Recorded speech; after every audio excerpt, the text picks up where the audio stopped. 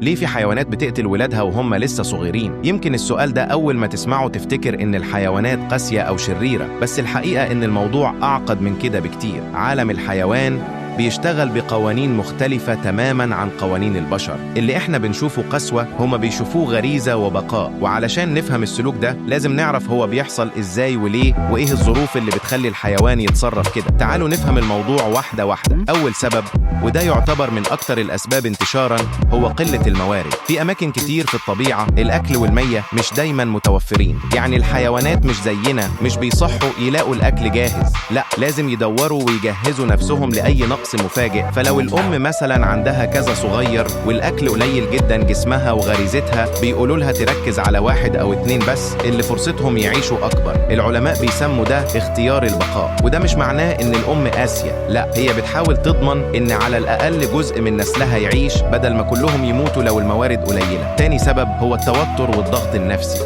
الحيوانات كمان بتتوتر. لو الأم اتنقلت من مكان لمكان فجأة، أو اتخضت من حاجة، أو شافت تهديد حوالين عشها، ممكن تعمل تصرفات غريبة جدا. في حيوانات ريحة الصغير بالنسبة لها أهم حاجة، وأي تغيير بسيط فيها يخلي الأم تحس إن الصغير ده مش بتاعها، وده يسبب سلوك مش مفهوم بالنسبة لينا. الموضوع ده بيظهر جدا عند الفئران والقوارض. العلماء لاحظوا إن لو حد مسك الصغير بإيده ريحته بتتغير، وده يخلي الأم تتصرف بشكل غريزي من غير ما تفكر. ثالث سبب، وده من أغرب السلوكيات في الطبيعة، هو صراع الذكور. في حيوانات الذكر فيها عنده هدف واحد، ينشر جيناته. فلو دخل على مجموعة فيها أنثى ومعاها صغار من ذكر تاني، هو مش مهتم بالولاد دول، هو مهتم يخلي الأنثى جاهزة التاني علشان هو اللي يخلف. ولأن الحيوانات بتشتغل بغريزة مش بمشاعر، السلوك ده بيحصل بشكل طبيعي جدا عند الأسود مثلا. وطبعا ده بيخلي ناس كتير تسأل ليه الأنثى ما تدافعش. الحقيقة إن الطبيعة مرتبة النظام ده بشكل غريب. الأنثى بعد فترة قصيرة بترضخ، لأن الهدف النهائي هو استمرار النوع. رابع سبب هو إن الصغير نفسه يكون ضعيف.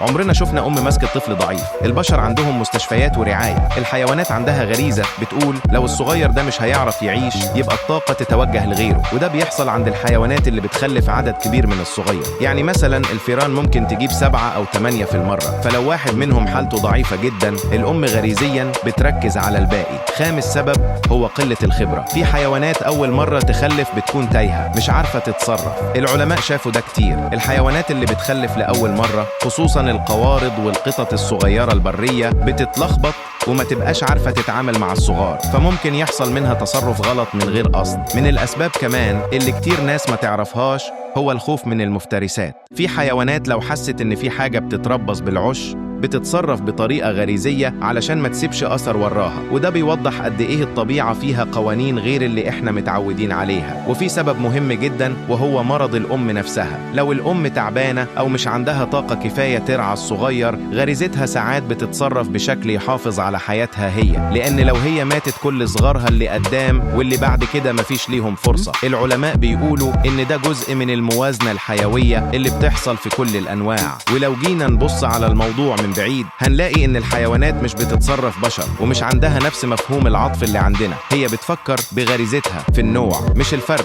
يعني أهم حاجة عندها إن السلالة تكمل مش كل فرد لوحده. يمكن إحنا كبشر بنحس إن اللي بيحصل ده قسوة كبيرة، لكن في الطبيعة القوانين دي هي اللي خلت الكوكب مستمر ملايين السنين. وفي النهاية اللي إحنا بنشوفه من بره غلط، هو عندهم جزء من نظام ضخم جدا اسمه حياة البرية، نظام ما فيهوش عشوائية ولا رحمة زي البشر، بس فيه حكمة في طريقة البقاء. ويمكن ده يخلينا نقدر قد إيه العالم حوالينا معقد وجميل ومليان تفاصيل عمرنا ما هنفهمها بالكامل. ولو تحب أعمل لك عنوان للفيديو ووصف يوتيوب وكلمات مفتاحية، أو لو عايز صورة مصغرة قولي وأنا أجهزهم فوراً.